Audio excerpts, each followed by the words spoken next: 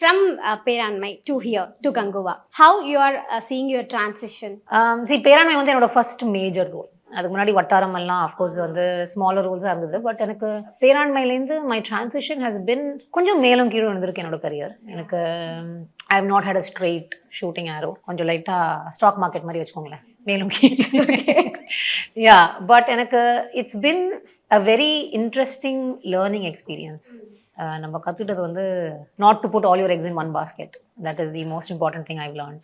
The other thing I've learned is ஒரு நம்ம எவ்வளோ ட்ரை பண்ணாலும் நடக்க போகிறது தான் நடக்கும். அதுக்காக ட்ரை பண்ணுறது வேஸ்ட்டுன்னு சொல்ல முடியாது. நம்ம ட்ரை பண்ணி அதாவது நடக்கலாம்.